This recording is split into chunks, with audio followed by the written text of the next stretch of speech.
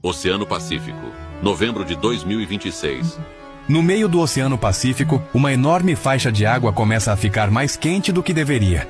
E à primeira vista, isso parece não ter absolutamente nada a ver com você. Mas o oceano não está isolado.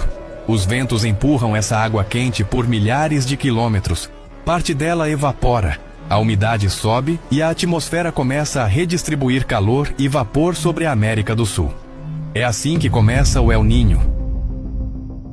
Normalmente, os ventos alísios empurram a água quente para o oeste do Pacífico, em direção à Indonésia e à Austrália.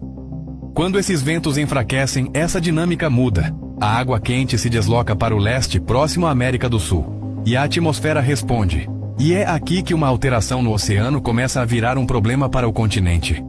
No Brasil, os efeitos não são iguais para todo mundo. No sul, o El Niño costuma aumentar a chance de chuva acima da média. Em partes do norte e do nordeste, a tendência pode ser justamente a oposta. Menos chuva e períodos de seca mais prolongados. E o calor também entra nessa equação. O boletim conjunto do INMET, INPE e Defesa Civil aponta alta probabilidade de temperaturas acima da média no segundo semestre de 2026, com possibilidade de aumento de ondas de calor e incêndios florestais. Só que ainda falta a parte mais importante. O El Niño de 2026 pode ficar muito forte. E segundo a agência, um evento dessa intensidade estaria entre os maiores registrados desde 1877. E isso nos leva de volta a um dos episódios mais extremos da história. Em 1877 e 78, um El Niño excepcional coincidiu com uma enorme crise climática. Secas atingiram partes da Ásia, África e Brasil, provocando perdas de colheitas e uma fome global que matou mais de 50 milhões de pessoas. Mas existe uma diferença importante. Aquela tragédia não foi causada apenas pelo El Niño. Outros fatores oceânicos, climáticos, econômicos e políticos agravaram a situação. Hoje temos satélites, previsões e sistemas de alerta. Mas um El Niño muito forte ainda pode mexer com chuva, seca, agricultura, água, energia e até com o preço de alguns alimentos. E é por isso que entender o que está vindo agora pode fazer diferença. Porque nos próximos meses, dependendo de onde você mora, o clima pode mudar bastante. E antes de entender o que isso pode fazer com o Brasil, precisamos voltar para o Pacífico e entender por que esse fenômeno consegue mexer com um continente inteiro.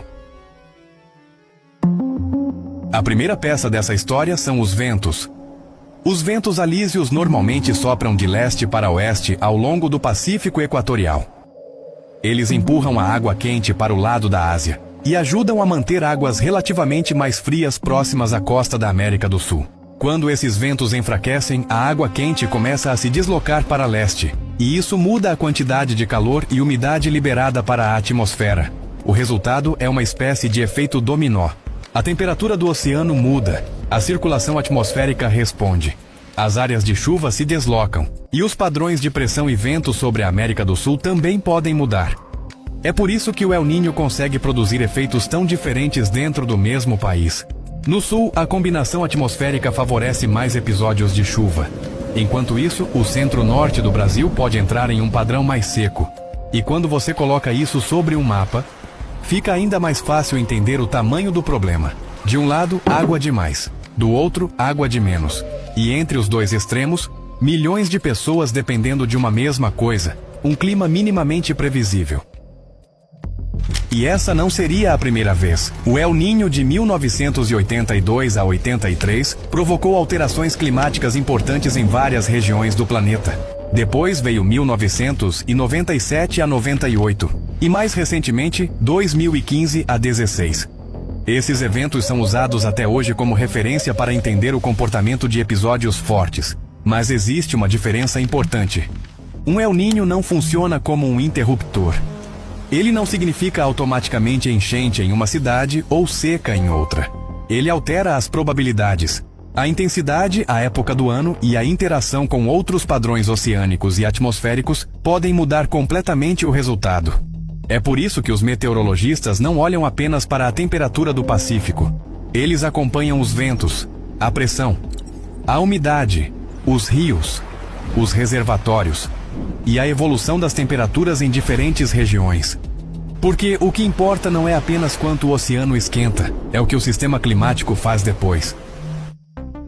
É aqui que o El Niño deixa de parecer uma história sobre meteorologia. Imagine uma lavoura precisando de chuva. Se ela não vem, a produtividade pode cair. Agora, imagine outra região recebendo chuva demais no momento errado. O resultado também pode ser prejuízo. E isso pode criar um efeito dominó. Menor produção, menor oferta, pressão sobre preços. E dependendo do produto e da região, isso pode aparecer no supermercado. O mesmo vale para a água. Secas prolongadas podem reduzir níveis de rios e reservatórios. Chuvas extremas podem atingir estradas, plantações e cidades. E temperaturas elevadas também podem aumentar a pressão sobre o sistema elétrico em determinados períodos.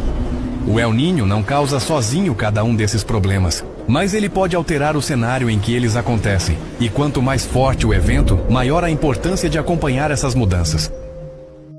Agora voltamos para onde começamos, o Pacífico.